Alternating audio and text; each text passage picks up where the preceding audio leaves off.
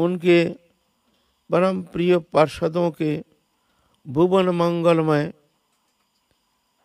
जीवन गाथा संबंध में किंचित दिग्दर्शन करने का प्रयत्न कर रहे हैं।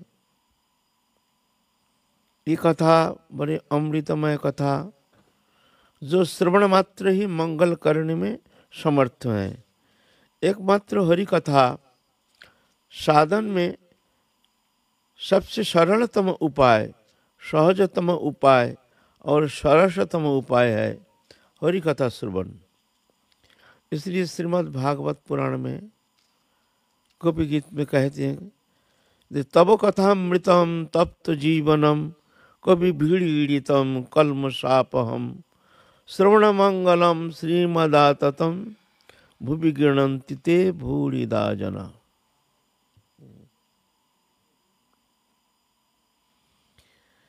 ये कथा मंगलमय, तप्त जीवन को शांति प्रदान करने में समर्थ है।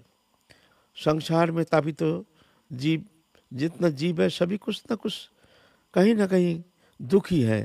कोई ऐसे मनुष्य है नहीं जो सर्वत भाव से सुखी है। ये सुख होता नहीं है, ये ऐसा होता नहीं है, क्योंकि सुख जो वस्तु है ये मनुष्य पंचभौतिक शरीरधारी प्राणी मात्र के लिए ऐसे सुख मिलना संभव नहीं है। भगवान खुद कहते हैं, अनित्यम सुखं लोकमिमं प्राप्य भजस्यमाम। अर्जुन, संसार अनित्य है और सुख शून्य है। अगर सुख पाना चाहते हो तो मेरा भजन करो। यहाँ सुख है नहीं। सुख जो है ये देखने में लगता है सुख, वास्तव में सुख नहीं है। ये एक आरोप प्रत्यारोप मात्र, वास्तव सत्यता है नहीं। जिस तरह से स्वप्न में हमको आनंद मिलता है, सब कुछ मिलता है, जागृत अवस्था में जो भी स्थिति है, काम क्रोध लोभ लालसा ईर्षा आदि जो भी विकार सब प्राप्त होते हैं स्वप्न अवस्था में। जागृत अवस्था में भी ये भी एक स्वप्नवत, मैं शरीर नहीं हूँ लेकिन शरीरधारी बन करके शरीर को मैं अपना स्वरूप मान करके संसार चक्र में अनादिकाल से भ्रमित होकर के अपना स्वरूप विस्मृत होकर के मैं अपने चिन्मय दिव्य स्वरूप जो मैं भगवान के अंश हूँ, भगवान से हमारे नित्य संबंध हो, पहले था अभी है पीछे भी रहेगा, ये नित्य सत्य सनातन, ये दिव्य है, ये कोई बनावटी संबंध नहीं, ये अखंड संबंध है। लेकिन माया ने हमको भुला दिया। भुलाने के कारण हम वो आनंद विस्मृत होने के कारण हम वो आनंद के अनुसंधान में तत्पर होकर के संसार के भीतर दृश्यमान जागतिक वस्तु पदार्थ के भीतर अनित्य वस्तु मिथ्या वस्तु जिसमें आनंद है नहीं, ऐसे वस्तु के भीतर हम आनंद अनुसंधान करते हुए जन्म जन्म वंचित हो रहे हैं। फिर भी ये आनंद अनुसंधान में हमारी निवृत्ति नहीं। क्यों? हमारे जो भ्रम मिटती नहीं ना, हम ऐसे मन में बैठ गए तो इसी में ही आनंद है। भाई किसी को मिला नहीं, तुमको कैसे मिलेगा ना, उसी में ही पुनः पुनः ठोकर खा रहे हैं, फिर बार बार वही जगह जा कर के फिर गोता लगा रहे हैं, दुखी हो रहे हैं, फिर बार बार जा कर के उस दुख में वहीं पर जा कर के ही गोता लगा रहे हैं। ये जीव की ये दशा है। इसीलिए कहते हैं तब कथामृतम, ये कथामृत है। तब तो जीवन, ये तापित तो मनुष्य जीवन में जो संताप, मनुष्य जब जन्म लेता है ना, तब एक दुख की एक गाठरी लेकर के वो जन्म लेता है। दुख की एक गाठरी, जब तक भगवत प्राप्ति नहीं होती है तब तक ये गाठरी उसको ढोना पड़ेगा। जैसे मान लो एक बोझा दे दिया, आप कहीं जा रहे हो तो बोझा आपको लेके जाना ही पड़ेगा, कहीं जाओ। तो हम माथे में लिए हैं, माथे में लेके जा रहे हैं, माथा दर्द हो गया, भारी है ना, कंधे में ले लिया, अब कंधा में दर्द होना शुरू हो गया तो कांख में ले लिया, कोख में ले लिया, फिर कोख में दर्द होना शुरू हो गया तो पीठे ले लिया, पीठ में लेना, पीठ में कष्टदायक हो गया तो हाथ में ले लिया, हाथ में दर्द होता है फिर माथे में लेते हैं। ऐसा ही जीव जब संसार में भ्रमित होता है तो इस तरह से इसको दुख से निवृत्ति नहीं, दुख रूप गाठरी उसको ढोना ही पड़ेगा। कोई तो पुत्र से दुखी, कोई कन्या से दुखी, कोई तन से दुखी, कोई धन से दुखी, कोई मन से दुखी, कोई परिजन से दुखी, सब दुखी है, कहीं ना कहीं दुखी है ही है, पूर्णता है नहीं, कहीं ना कहीं वो अतृप्त है ही है। लाख कोशिश करके भी ये अतृप्ति से मुक्त होना संभव नहीं है। कभी भी थोड़ा सा एक विषय थोड़ा सा निवृत्ति हो जाती है, दुख, कहीं दुख थोड़ा ज़्यादा है, मानो हमारे कन्या से हम दुखी हैं, ठीक है, थोड़ा सा हम उससे निवृत्त तो हो जाते हैं। दूसरा समय पर मुहूर्त में हम क्या देखते हैं ना, हम पुत्र से दुखी हो रहे हैं, कोई कारणवश पुत्र से हम दुखी होते हैं। इस तरह से कभी तो तन से दुखी, शरीर से ऐसे व्याधिग्रस्त हो गए हैं जो शरीर से दुखी है, कभी मन से दुखी है। तो इस तरह से दुख से निवृत्ति नहीं है। ये अनित्यम सुखम, क्यों, यहाँ सुख है ही नहीं। लाख प्रयत्न करो, यहाँ सुख मिलना संभव नहीं, किसी को मिला नहीं है। मानो ना मानो तुम्हारी मामला, नहीं मानोगे तो दुखमय सागर में पुनः पुनः गोता लगाओगे, फिर जन्म मृत्यु चक्कर में फंस जाओगे। अगर मान लोगे तो ये जन्म मृत्यु चक्कर से मुक्त होने का तुमको मार्ग मिल जाएगा। फिर तुम सत्य अनुसंधान करके तुम सत्याश्रयी हो करके संसार चक्र से मुक्त होने के लिए तुमको मार्ग मिल जाएगा। तब कथा अमृतम, ये हरि कथा, ये तप्त जीवन को शांति प्रदान करने का महौषधि स्वरूप, एक महा औषधि। तब कथा में तप्त जीवनम, ये तप्त जीवन, इसको शांति प्रदान करने का एक पत्र महौषधि स्वरूप। कल्मषापन, कल्मष मन के माया मलिन चित्त को शोधित करने में समर्थ है। एक हरि कथा, अंतःकरण की जो मलिनता, हमारे भीतर जो पाप प्रवृत्तियां, ये हरि कथा में ये निर्मलीकरण हो जाता है। सुंदर होना बहुत संभव है। साधन के द्वारा हमारे अंतःकरण को हम जितना परिशुद्ध करने में समर्थ नहीं है, लेकिन हरि कथा श्रवण के द्वारा ये बहुत सरल हो जाता है। श्रवण मंगलम, श्रवण मात्र से ही मंगल करने में समर्थ है। लेकिन हाँ, एक बात तो जरूर है, सबके मुख से हरि कथा नहीं।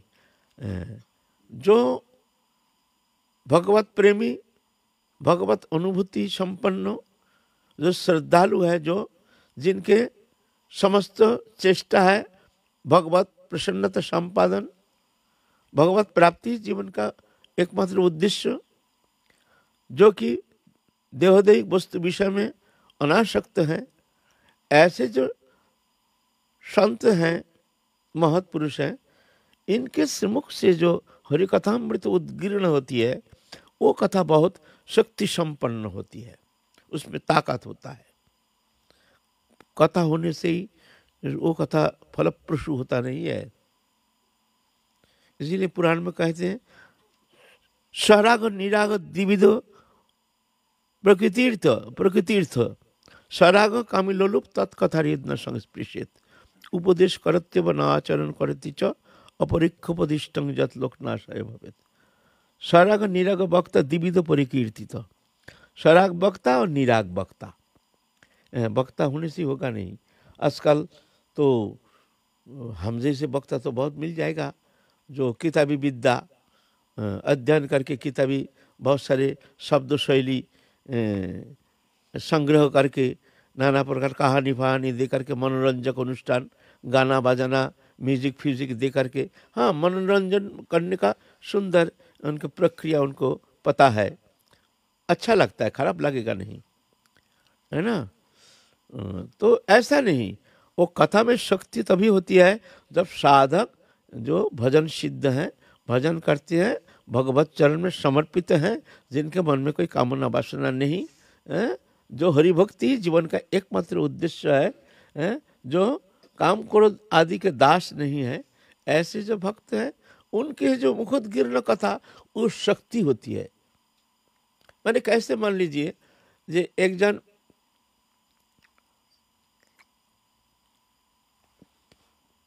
बोल दिया, एक जन कहीं दुखी देखा, एक परिवार में कोई दुखी है, रो रहे हैं अपने प्रियजन के वियोग से, बड़ा भयंकर रो रहा है, तो वो देख के आकर के कह रहे हैं और सबको, देखो हम गए थे फलाना जगह, लेकिन ये ऐसे रो रहे हैं जो वो देखा नहीं जाता है। ऐसे रोना, ऐसे व्यथित चित्त होकर के ऐसे रो रहे हैं जो जैसे हृदय आपका पिघल जाएगा। ठीक है, आपको सुना रहे हैं, लेकिन उसमें आपका उतना क्रियाशील होगी नहीं, आपका आंख में आंसू आना संभव नहीं है। लेकिन अगर सही सही देखेंगे, एक जन रो रहा है, ऐसे कोई अपने प्रियजन वियोग से बड़े व्यथित होकर रो रहा है, तो आपको देख के कष्ट होगा, आहा बेचारा कैसे रो रहा है, आहा देखो, आहा है ना, वो साक्षात रो रहा है ना। तो ऐसे ही हरि कथा भी ऐसा ही, जो आस्वादन करके, जो हरि कथा ही जीवन का एकमात्र जीवातु है।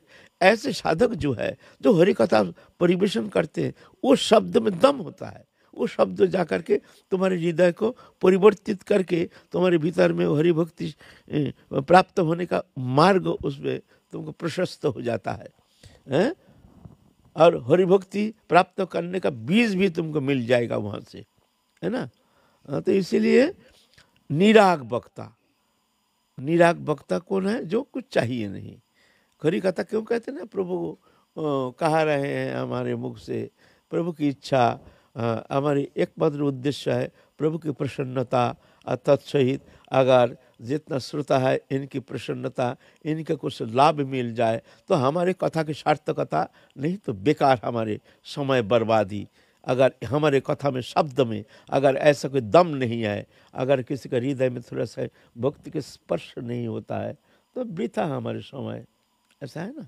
तो ये हरि कथा में तो जो है ना, निराग वक्ता जो है, ये निराग माने कोई वैषयिक कोई आसक्ति नहीं है, ये निराग वक्ता, उनके शब्द में दम होता है ना। तो ये कथामृत बड़े मंगलप्रद है, जो बिना साधना, सिर्फ बैठे बैठे कान को सिर्फ रख दो कथा की तरफ, और कुछ करना है नहीं, बस श्रवण मंगलम, श्रवण मात्र से ही मंगल हो जाएगा। वो शब्द, वो शक्ति समन्वित शब्द कर्ण कुहर से प्रवेश करके, अंतर जगत में प्रवेश करके, उसके अंतर जगत के मालिन्यता मुक्त करा करके, परिशुद्ध करके, स्वाभाविक माने वो कथा में ही ये शक्ति है।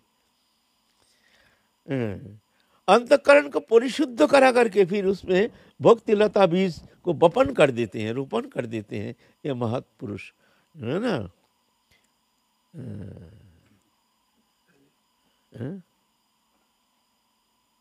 किसी एक सिद्ध महापुरुष की ही वाणी से परिवर्तन होगा, या एक सामान्य साधक होने से भी कथा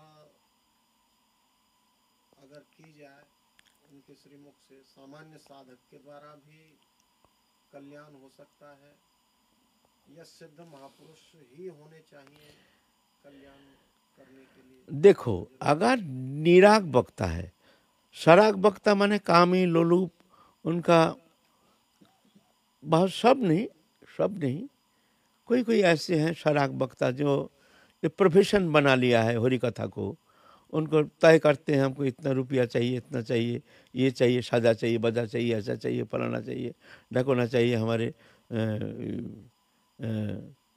ये सब नाना प्रकार, और क्या मनोरंजन करना ही उनका एकमात्र उद्देश्य, जो कथा के द्वारा सबको आकर्षित करना, जो लोक रंजन ही उनका उद्देश्य।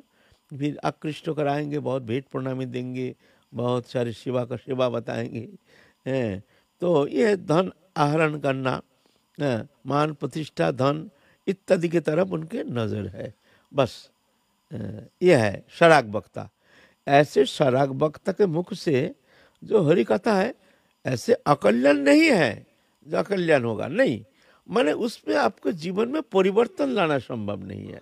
हाँ, जितना समय आप बैठे हैं, अच्छा सुर, ट्यूनिंग, ब्याला प्याला, वायलिन, बंशी, तबला, गाना पीना, नृत्य भी कर रहे हैं, बहुत लोग नाच भी रहे हैं, 2 मिनट पीछे पीछे ही कीर्तन भी हो रहा, गाना भी हो रहा, नृत्य भी हो रहा जगह जगह। वो भी एक मनोरंजक अनुष्ठान, कौन कैसे नृत्य करते हैं, वाह, ये तो बहुत ये मैया तो अच्छा नृत्य करती है, वाह बड़ी सुंदर है। मनोरंजन के एक अच्छा लगता है, जितना समय बैठे रहेंगे अच्छा है, ठीक है। लेकिन आपका जीवन में परिवर्तन लाना संभव नहीं। तो कथा सुनने के बाद आपके भीतर ऐसा परिवर्तन आ गया कि हाँ भाई, वास्तव में हमको तो हमारे मानव जीवन, ये दुर्लभ मानव जीवन मिल गया है। आहा, आज हमको मार्ग मिल गया है। वाह वाह भाई, हमने बहुत भूल किया, अभी से तैयार हो जाओ, हमको चलना है, हमको चलना है, हमको मानव जीवन का सफलता लाने के लिए हमको भजन करना है। ऐसे परिवर्तन लाना चाहिए, होना चाहिए ना। लेकिन ऐसा होना संभव नहीं है। अब जैसे आए हैं तो ऐसा ही थोड़ा सा आनंद तो मिला, गाना बजाना, नाचना गाना, चुटकुला पुटकुला, नाना प्रकार मनोरंजन, वो अच्छा लगेगा, ऐसा नहीं। हम भी बहुत सुने हैं, अच्छा लगता है।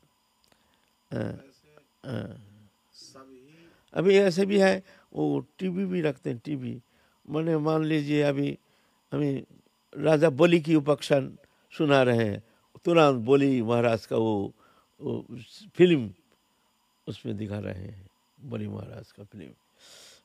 अब हम जजाति उपाख्यान बोल रहे हैं, जजाति महाराज के वो ऐसे सेटिंग है, वो दिखा रहे हैं। अभी हम गिरिराज धारण के वही गिरिराज धारण दिखा, तो उस बार चमक आ जाता है, अरे भाई बड़ा सुंदर है। तो मैंने मनोरंजन के लिए बड़े सुंदर, ऐसा खराब नहीं है, ठीक है। आपका घर में बैठे बैठे क्या करेंगे, चलो भाई ठीक है, कथा भी सुनना अच्छा है, जाना जाओ, वृथा समय तो नहीं, फिर भी कोई अकल्याण नहीं, अच्छा है, कोई दोष नहीं है। लेकिन मेरा कहने का मतलब है, ये शब्द के द्वारा उनके जीवन में परिवर्तन लाना ये संभव नहीं है। परिवर्तन तो ऐसे महापुरुष के मुख निश्चित जो शक्ति समन्वित हरि कथा, ये हिला देते हैं एकदम, तो जाके परिवर्तन आता है। हमको तो चलना पड़ेगा, हम कहाँ भटक रहे हैं, अंधकार में दुर्लभ मानव जीवन पा करके दुखमय सागर में अनादिकाल गोता लगा रहे हैं। हमको चलना है, जाना है, ये तो समाप्त हो जाएगा, ये दिन तो चला जाएगा, ये तो रहेगा नहीं, हम रहेगा नहीं, हम रहेंगे नहीं, ये शरीर रहेगा नहीं, ये तो आगंतुक है, 2 दिन का, मातृ जठर में शुरुआत, श्मशान में परिसमाप्ति, शरीर जाएगा, फिर तो हम चलेंगे, कहाँ जाएंगे, कहाँ जाकर हमको शांति मिलेगी, है ना। ये तो प्रश्न। ऐसे भी महापुरुष भी हैं कि जो संगीत प्रिय कथा करते हैं, यथा जैसे मलुक पीठ वाले महाराज जी हैं, और भी अरे संगीत दोषणीय थोड़ी कह रहे हैं हम, संगीत का दोषणीय थोड़ी कह रहे हैं, जो संगीत करते हैं वो सभी ऐसा नहीं है।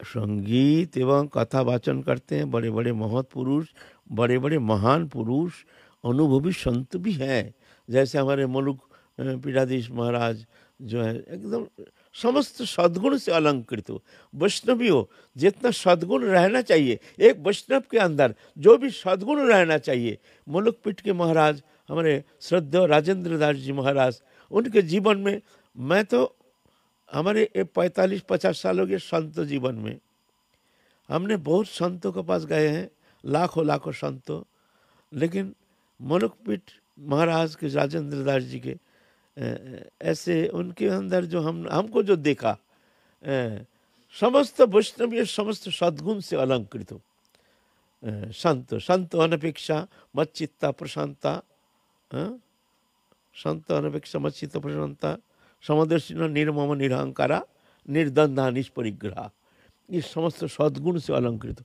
जन्मजात है, वो साधन साध्य नहीं है, वो जन्मजात संस्कार लिखाए हैं। तो ऐसा बात नहीं है, ऐसे महत्वपूर्ण भी है। मेरा कहना है कोई कोई वो शब्द में दम नहीं है, मैं ये कहना चाहता हूँ। मैं ये नहीं कह रहा हूँ जो ये म्यूजिक जी लेकर के जो बड़े बड़े अनुष्ठान करते हैं ये सब ऐसे ही कथा, ऐसा नहीं है, तो ये तो अपराध हो जाएगा।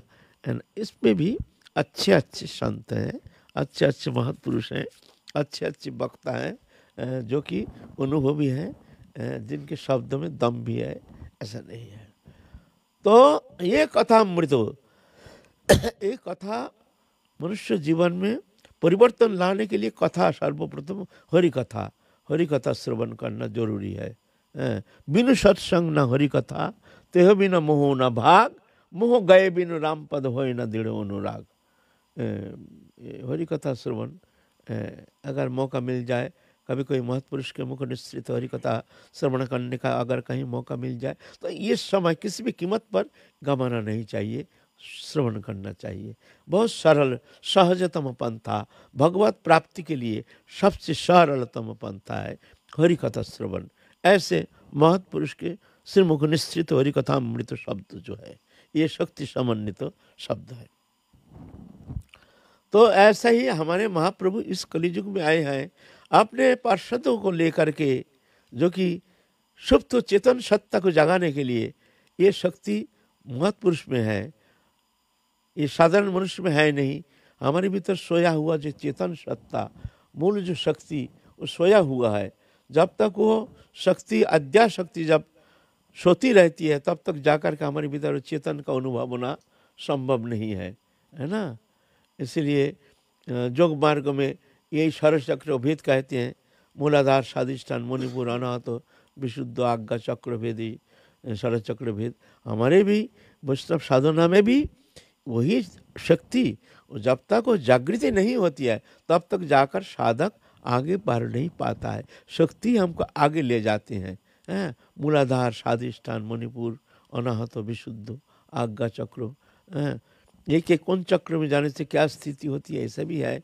तो हमारे जो साधन पद्धति है भक्ति मार्ग में, हमारे जो भक्ति मार्ग है नाम साधना ही हमारे साधन का प्राण केंद्र है। तत्सहित ध्यान धारणा उपासना।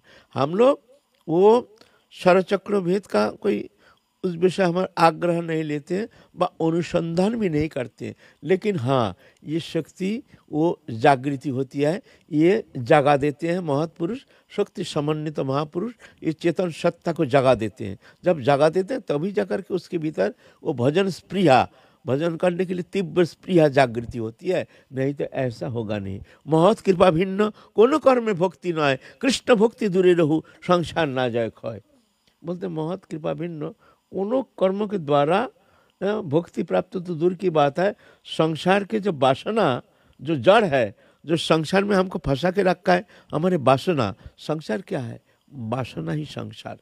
स्त्री पुत्र कुटुंब परिवार धन जन वित्त वैभव ये संसार नहीं है।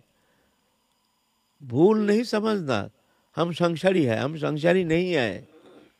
वासना ही संसार। जिनके भीतर भोग वासना है वो है संसारी, और जिनके भीतर योग वासना है, योग माने भगवान से मिलने का तमन्ना है, वो है बैरागी, वो भोगी और वो है जोगी। जिसके भीतर भोग वासना है वह है संसारी, वह है भोगी। जिसके भीतर योग वासना है माने भगवान से मिलने का वासना है, कामना है, वो है जोगी, है ना। दो प्रकार, एक भोगी एक जोगी। तो संसार बंधन का कारण नहीं, वासना ही बंधन का कारण। स्त्री पुत्र कुटुंब परिवार मिथ्या वस्तु देहोदैहिक वस्तु पदार्थ के प्रति जो चित्त के जो लगाव आसक्ति, वो बिना हम रह नहीं सकते, चाहिए कैसे भी हो। ये है वासना, ये वासना ही संसार कहते हैं। और ये वासना से मुक्त होना ही वो है वैराग। जब हमारे और कोई वस्तु चाहिए नहीं, बस भगवत चरण में भक्ति चाहिए, इसी जन्म में इस शरीर रहते रहते हमको भगवत चरण में भक्ति चाहिए, तो मान लीजिए वही है आपके लिए बैरागी। वह है बैरागी, चाहे घर में रहे चाहे जंगल में रहे। घर में रह करके भी आपके भीतर अगर ऐसे भगवत प्रीति प्रसन्नता संपादन के लिए ही समस्त चेष्टा और भगवत प्राप्ति ही जीवन का उद्देश्य, ऐसे उद्देश्य लेकर के अगर आप कर्म करते हैं निष्प्रिय होकर के, तो आप हैं बैरागी, आप हैं जोगी।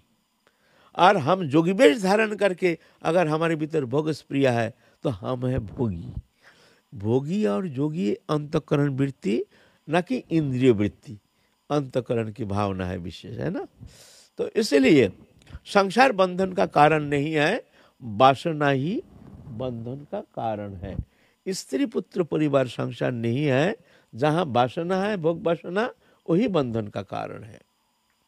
तो भजन करने के लिए ये मन के बंधन से मुक्त होना जरूरी है, और ये मुक्ति पाने के लिए चाहिए महत्पुरुष के संग, महत्पुरुष के सानिध्य, महत् संसर्ग, महत् संपर्क, अगर संभव हो तो महत्पुरुष के सेवाया। सेवा महत सेवायंग दारमाहुर विमुक्ते स्तमुदार जोशित संगी संगम। महत पुरुष की सेवा मिल जाए तो और उत्तम है, लेकिन बहुत कठिन है, दुर्लभ। महत पुरुष के सान्निध्य प्राप्त होना, सेवा तो बहुत दूर की बात है। क्यों? महत पुरुष कोई सेवा चाहते नहीं है, हमको ये चाहिए वो चाहिए, हमारी ये सेवा करो।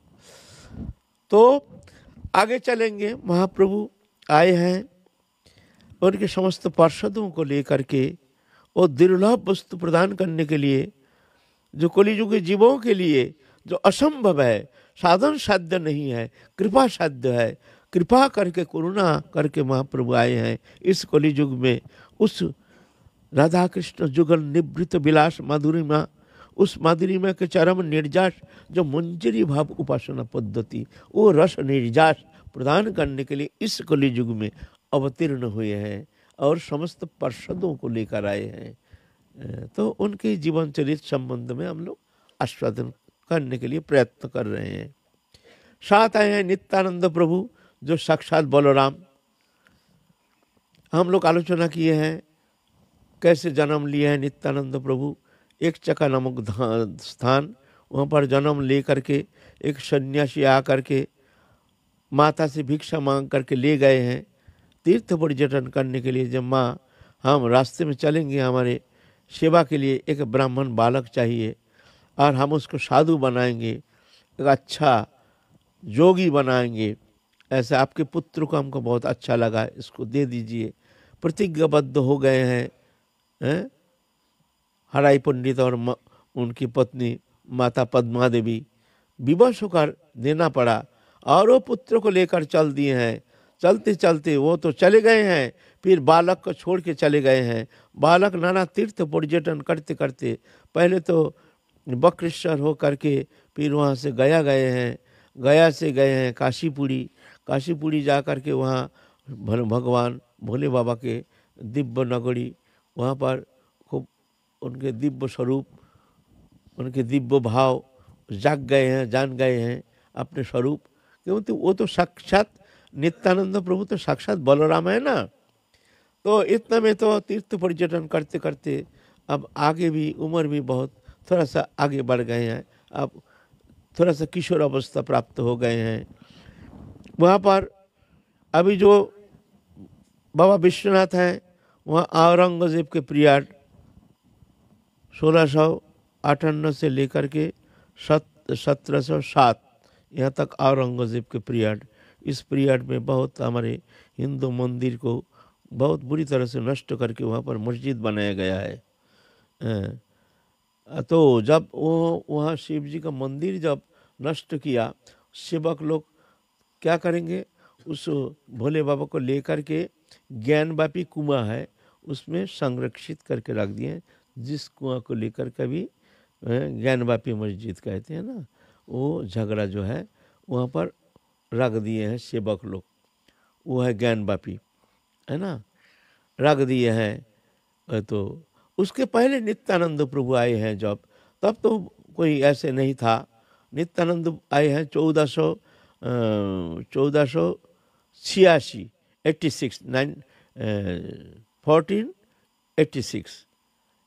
1486 में आए हैं काशीपुरी में देखने के लिए नित्यानंद प्रभु। बहुत पुराना दिन की बात है।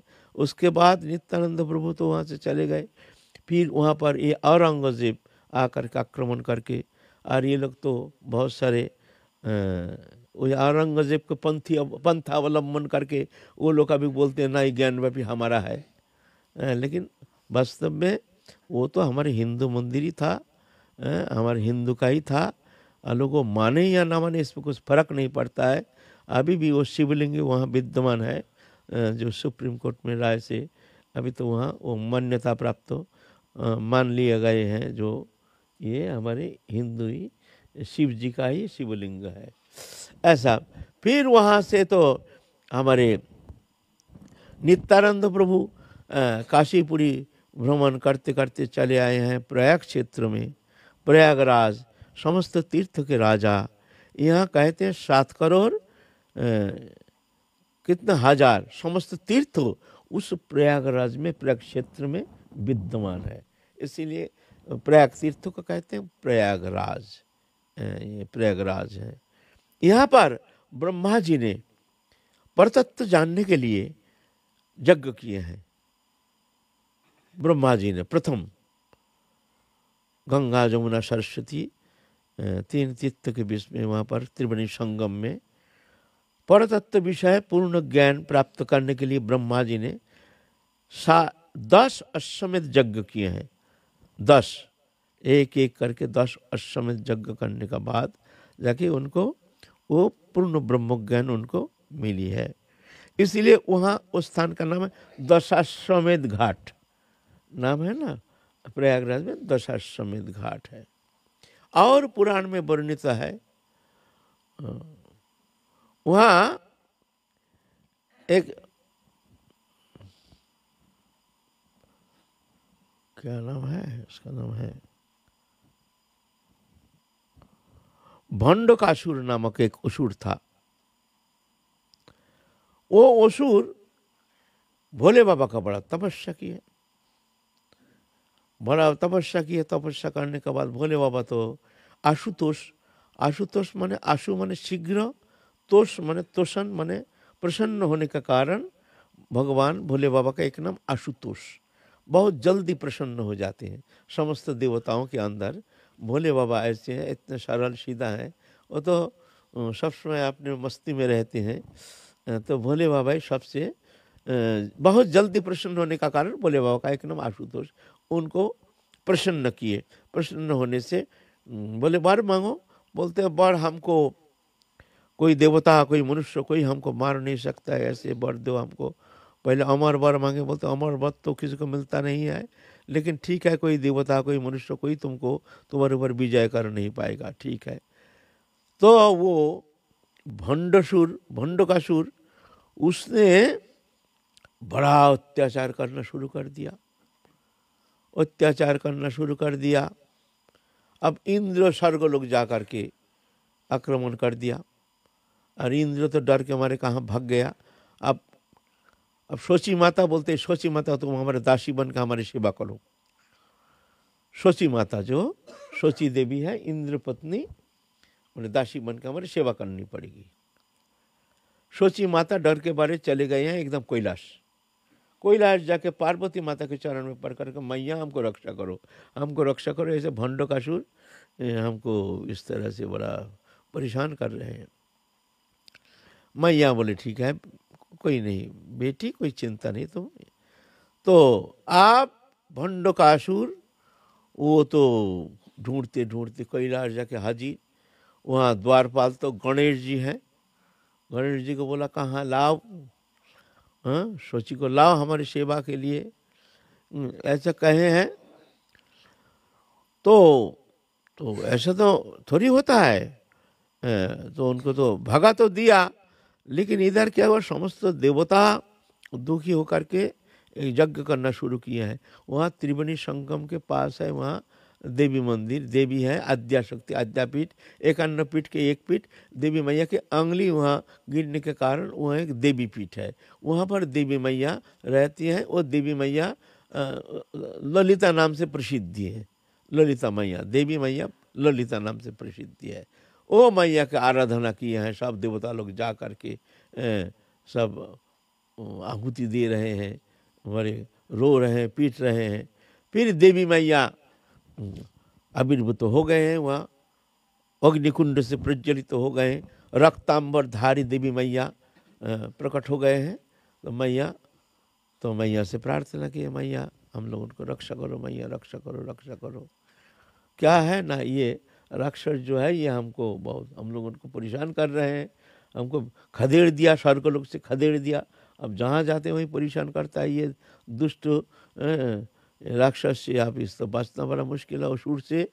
तो मैया फिर जा करके अस्त्र धारण करके वो भंडकासुर को समाप्त कर दिया। वो तो स्त्री है, वो तो देवता नहीं, नर नहीं, माँ मातृ रूप में, शक्ति रूप में आकर के फिर मार दिया, फिर जाके शांत हो गया। ये कहानी है अभी प्रयागराज में। तब से वो माता बहुत पूजित हो रहे हैं वहाँ, अभी भी वो देवी माता के वहाँ जाते हैं, सब माथा टेकते हैं, प्रणाम करते हैं। ये 51 पीठ के एक पीठ है। यहाँ समस्त तीर्थ, वहाँ प्रयागराज में स्नान करके नित्यानंद प्रभु तो परमानंद से समस्त साधु संत से मिल करके बड़े परमानंद से, जब जीव अकेला रहते हैं और सही सही जो भजन करते हैं ना, वास्तव में शांति, वो एक अद्भुत परमानंद शांति मिलती है उसको। सही कहते हैं। अगर अनासक्त होकर के, देहोदेही कोई वस्तु पदार्थ से अनासक्त होकर के भगवत चिंतन में तल्लीनता और दुनिया का मेला मैं हूँ अकेला, ऐसे भावना लेकर कोई अकेला रहते हैं ना, तो उनके भीतर के जो शांति, वास्तव में ये अवर्णनीय, साधारण मनुष्य ये चिंता भी कर नहीं पाएंगे। उनके हृदय में कितनी शांति, कितना ही एक प्रसन्नता, दिव्य आनंद अनुभव करते हैं वो। हमको तो वो स्थिति तो हुई नहीं, लेकिन कुछ तो हमको, हम जब अकेला रहते थे जंगल में, हमारा 45 साल का साधु जीवन है, बहुत जंगल में रहते थे। कभी कहीं बिजली तो जीवन में आँख में देखे नहीं, यहाँ आके बिजली देख रहे हैं, पंखा देख रहे हैं। तो हमको कुछ अनुभव है जो अकेला रहने का, अकेला जो भगवत चिंतन, भगवत अनुशीलन और एक शांति, ये और ऐसा मिलना संभव नहीं है। तो नित्यानंद प्रभु तो है, नित्यानंद परमानंद, आनंद कंद नित्यानंद। आपको वो समय अभी याद आता है? अरे याद आने से हमको छाती फाटता है, मैं क्या कहूँ, मेरा छाती फट जाता है। हमको कहाँ लेके डाल दिया, हम कहाँ आके गिर गया।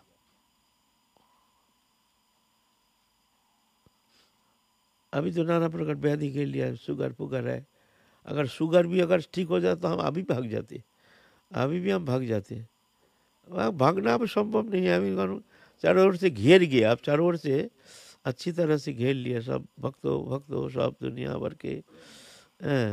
अभी शायद उतना संभव, लेकिन अभी भी हमारा मन भगता है, चलो चलो एकांत में वो जंगल, पशु पक्षी के, साधु और पक्षी, ये जंगल ही शोभायमान है।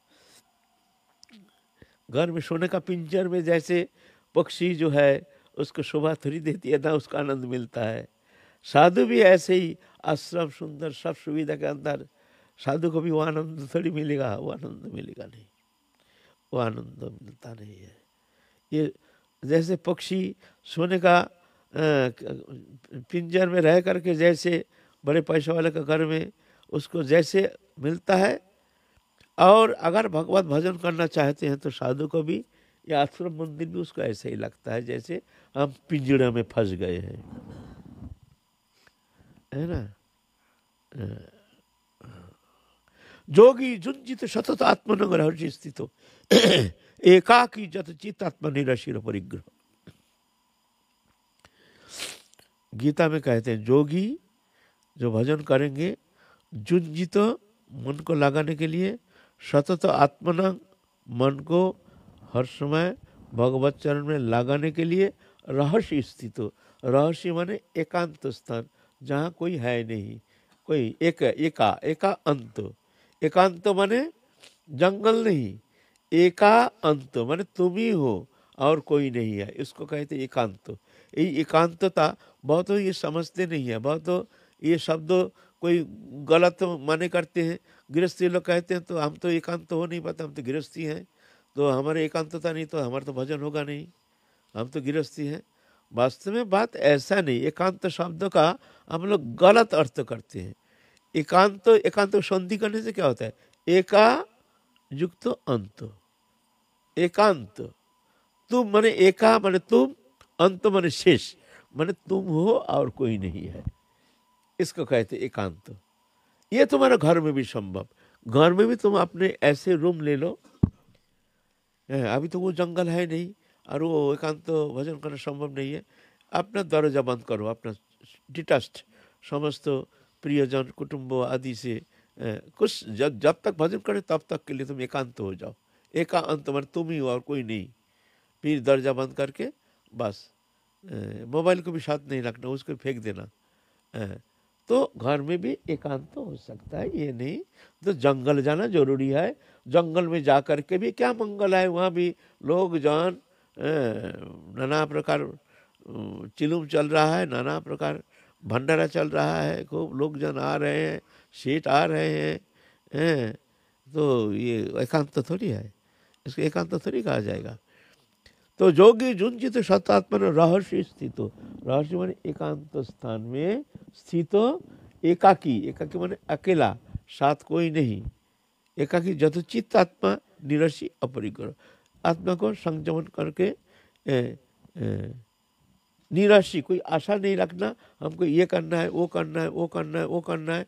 जब तक ये करना है, जब तक तुम्हारे मन में रहेगा तब तक तुम्हारा चित्त शांत होना, निश्चल होना संभव नहीं है। सीधा बात है, चाहे तुम जोगी हो, चाहे गृहस्थी हो, चाहे भोगी हो। जब तक तुम्हारा मन में संकल्प विकल्प है, आशा है, माने ये करना है, वो करना है, वो करना है। साधु के मन में भी आशा है, ये आश्रम बनाना है, वो आश्रम बनाना है, वहाँ ये करना है, वहाँ तो अभी तक वो सेठ जी ने ईंट भेजा नहीं अभी तक, और वो सेठ जी तो अभी तक तो सीमेंट तो 200 बस्ता सीमेंट के लिए बोल दिया अभी तक। ऐसे संकल्प में कभी भजन होगा नहीं, वो दिखावा होगा वो भजन। वो भजन से तुम्हारा कोई कल्याण होगा नहीं उसमें, निराशी आशा। जब तक आशा रहेगा तुम्हारे चित्त विक्षेप से तुमको मुक्त होना संभव नहीं है। निराशी गृहस्थी भी, अगर हमको ये करना है, वो करना है, बेटा बेटी स्त्री पुत्र ना, ठीक है, जो कर रहे हैं होगा, ठीक है, होगा वही जो राम रचे राका जान करके, अनासक्त होकर के संसार में। हमारे एक ही मात्र जीवन का उद्देश्य है, हमको भजन करना है, भगवत चरण में इसी शरीर रहते रहते भक्ति प्राप्ति करनी है। हमारे मानव जीवन का एकमात्र उद्देश्य है हरि भक्ति प्राप्त करना। ऐसे संकल्प लेकर के, जो एकमात्र इस उद्देश्य को लेकर के समस्त कर्म चेष्टा, तो वो है जोगी, वो है निराशी, अपरिग्रह, दान मान उपहार, ये होना चाहिए ना, तब जा कर के तुमको वो शांति मिलेगी, तुम चल सकते हो, है ना। बहुत लोग कहते हैं हमको बाबा मन लगता नहीं है, मन लगता, लगेगा कहाँ से? तुम्हारे जो ये जो आशा जो तुम्हारे भीतर बैठा हुआ है, आशा ये करना है, वो करना है, ये नहीं हुआ, वो नहीं हुआ, जला दो, आग लगा दो। अगर चाहते हो भगवत प्राप्ति करनी है, अगर वो भक्ति प्राप्ति करनी है, तो आग लगा दो ये आशा में, तुम्हारे संकल्प में आग लगा देना पड़ेगा।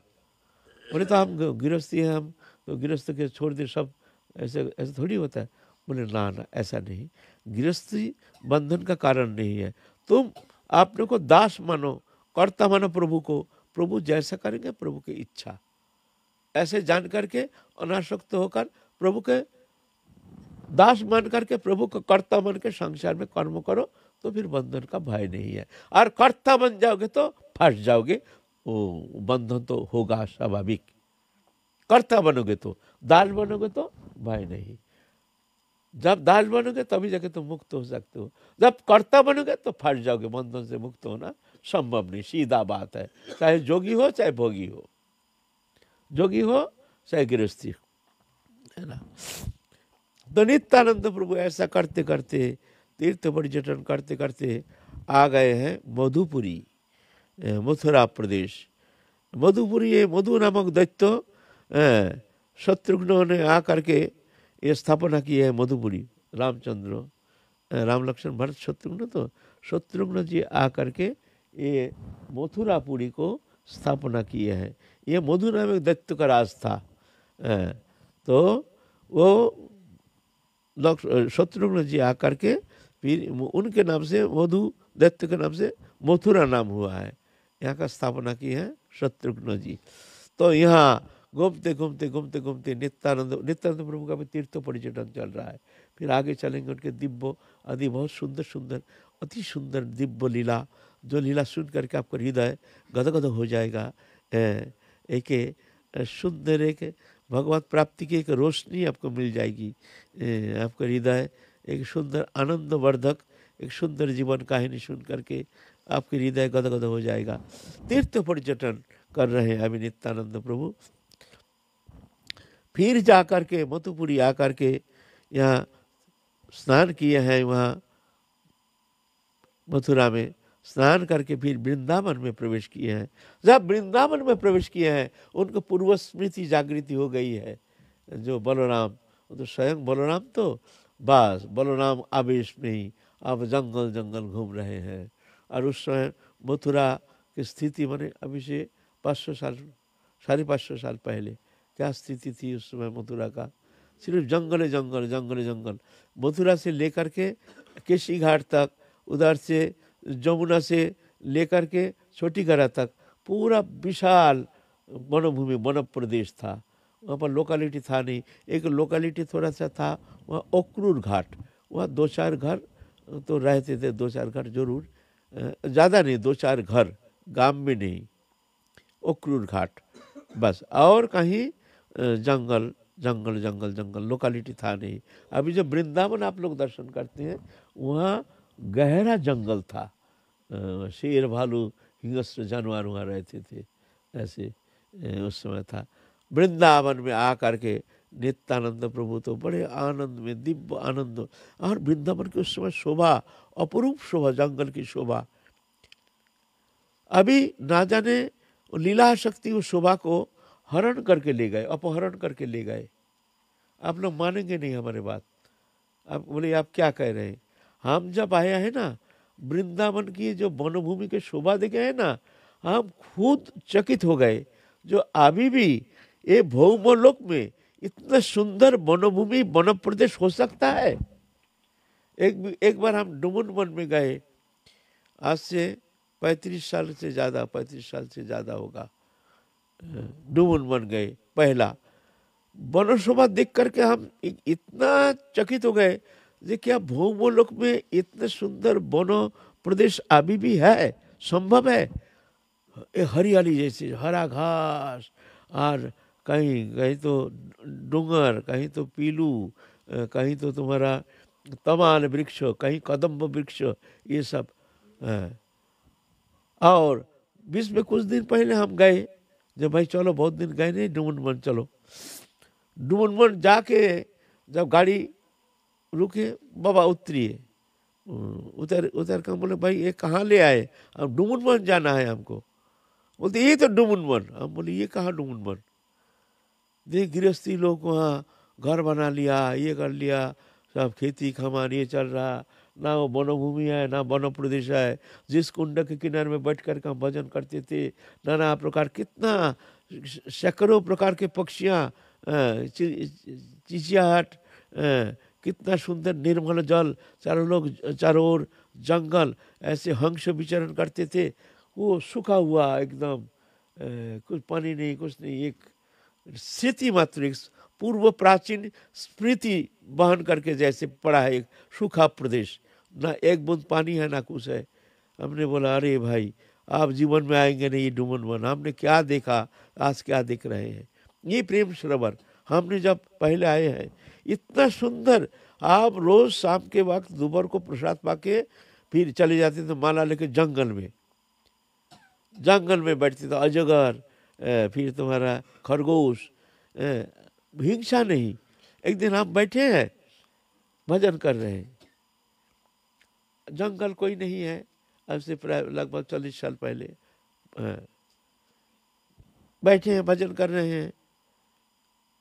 हमारे सामने इतना सामने खरगोश, इतना बड़ा खरगोश बैठा है, हरि नाम कर रहे, सुन रहा है, राधे राधे राधे राधे कर। अरे भाई बिंदु मात्र भय नहीं, किंचित मात्र। हम सोचे भाई ये तो हमको देखा नहीं, शायद नहीं तो भाग जाता, ऐसा तो संभव नहीं है। तो हमने हिल डुल के राधे राधे, भाई कोई भय नहीं, वो पिट पिट करके देख रहा है हमको, हैं? बोले वाह भाई, वास्तव में वृंदावन वही वृंदावन, क्या यहाँ अभी भी हिंसा वर्जित है? हिंसा करते नहीं है यहाँ? चकित हो गए हमने। बहुत समय बैठ के हम हरि नाम कर रहे हैं, हमारे इतना सामने 2 हाथ सामने बैठा है, चुपचाप एकदम फ्रेश जगह, जंगल नहीं, सूखा जगह सामने बैठा है, हमारे हरि नाम कर रहे, सुन रहा है बैठे बैठे। फिर बहुत समय पीछे वो आस्ते आस्ते, कोई चिंता नहीं। ऐसे वृंदावन की स्थिति हमने देखा। अब आप वहाँ वही प्रेम सरोवर आप जाएंगे ना, आपको भय हो जाएगा।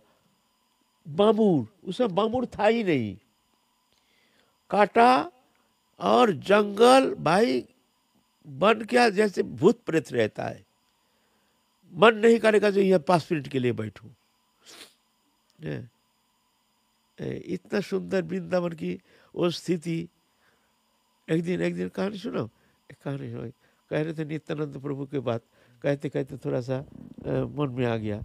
एक दिन हम भानुखोर में, उधर 40 साल पहले भानुखोर में रहते थे, छत्री में। वहाँ तो भूत रहता था, कोई रहता नहीं था। वो भानुखोर के उस पार 40 साल पहले छत्री में बैठे हैं, तो एक खरगोश हमको देख के भाग रहा है। हमने बोला, ऐ तू हमको देख के क्यों भाग रहा? हम तेरा क्या नुकसान किया है बता। और वो खड़ा हो गया चुपचाप। हम बोले, देख तू भी जो है मैं भी वही हूँ, तू हमको देख के क्यों भाग रहा? मैं हम तेरा क्या नुकसान किया बता। इधर भाई, सही भाई उल्टा आ गया एकदम बिल्कुल हमारे सामने।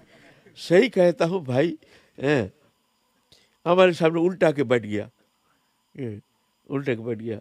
बड़ा मजा आया। हमने बड़ा, देखो भाई वृंदावन भाई वास्तव में दिव्य, जो यहाँ हिंसा नहीं, ये नहीं। फिर एक ठो और उसका दोस्त को बुला लाया, एक और एक खरगोश, और हमारे सामने बैठकर दोनों खेलना शुरू कर दिया। वो उसको खुजार देता है, वो उसको खुजार देता है, वो थोड़ा छलांग मारता है, वो थोड़ा हमारे सामने बैठ के हमने ये आनंद देख रहे हैं। और ये वृंदावन के जो हमने दृश्य देखा है, अभी वो है नहीं, कुछ नहीं। अभी बहुत परिवर्तन आ गया। हम भजन करते थे, मोर आकर के, मयूर हमारे कोठी के अंदर मुंह घुसा करके आवाज करते, कोट कोट कोट कोट कोट कोट, उसको खाने दो, देना पड़ेगा, नहीं तो जाएगा नहीं वहां से। वो कोट कोट कोट कोट कोट। फिर हमने उसके लिए कुछ रखना पड़ता, रोटी हो, गुड़ हो, कुछ तो रखना पड़ता था, नहीं तो वो डिस्टर्ब करेगा हमको, भजन करने देगा ही नहीं। तो बाहर आकर के उसको अपना हाथ से खिलाते थे, लिखा खा के चले जाते थे। ऐसा कोई भाई नहीं, कुछ नहीं। एक तो मोर था, हमने बुलाते थे, जोर से आवाज लगाते थे। हमारे आवाज जहां तक जाता था वहां तक आकाश मार्ग से कोट कोट कोट कोट कोट कोट कोट कोट कर उड़ते उड़ते उड़ते उड़ते हमारे सामने आके हाजिर हो जाते थे। आवाज लगे था, हमारा आवाज जहां तक जाएगा, अगर वो उसका कान में गया तो उड़ते उड़ते आ गया हमारे सामने। फिर हमारे सामने घूमेगा, हमारे सामने पेखम लगा करके घूमेगा, घूमता रहेगा, नाचता रहेगा। फिर रोटी खिलाते थे, गुड़ खिलाते थे। ऐसे सुंदर एक कहानी नहीं, सत्य है। अभी वो समय भी बदल गया, ना जाने क्या बदल गया। वो एकांतता बदल गई, अब उनकी मानसिकता बदल गई, अब रुचि बदल गई, वो सुंदरता बदल गई। अब बहुत सारे परिवर्तन आ गया इस 40 साल के भीतर। अभी बहुत सारे परिवर्तन आ गया। तो ऐसे ही नित्यानंद प्रभु वृंदावन में इस तरह से घूम रहे। उस समय ना जाने वृंदावन की क्या शोभा थी, ये तो एक भगवान जाने। जो देखा है, हम देखा है कुछ। यही जमुना, जिस जमुना में हम पानी पीते थे 40 साल पहले, यहाँ गुरु जी के साथ आते थे ना, जमुना का पानी पीते थे, और अभी आचमन करने में संकोच होता है। अब मानेंगे नहीं, इतना स्वच्छ जल और इतना मीठा पानी, जमुना के पानी घड़ा भर के ले जाते थे और जमुना का पानी पीते थे। जमुना में नहाते थे, साथ साथ पीते भी थे। तैरते हैं जमुना में, गर्मी के समय अल्प जल, और खूब प्रेम से पीते थे। कितना सुंदर मीठा पानी, कोई मैला नहीं, कुछ नहीं। ना जाने 40 साल में क्या कोली का क्या प्रादुर्भाव हो गया, एकदम जमुना को इतना प्रदूषण, इतना दूषित कर दिया। अब काला जल, ना आचमन करने का भी मन होता नहीं है। क्या समय का परिवर्तन आ गया। लेकिन उस समय क्या स्थिति थी वो तो भगवान ही जाने। वो वृंदावन, वो वृंदावन की शोभा जो देखे हैं वही जानते हैं, वृंदावन की शोभा। अभी बहुत परिवर्तन आ गया है। तो नित्यानंद प्रभु इस तरह से वृंदावन में को भ्रमण कर रहे हैं। भ्रमण करते करते आप नित्यानंद प्रभु आगे चलेंगे। देखो हमारे नित्यानंद प्रभु क्या लीला करते हैं। हम लोग नित्यानंद प्रभु के जीवन चरित्र संबंध में थोड़ा आस्वादन कर रहे हैं। आगे हम लोग कल फिर आगे चलेंगे। आज की कथा ही विश्राम। जय जय श्री राधे श्याम। निताई गौर हरि बोल। बोलिए सद्गुरुदेव भगवान।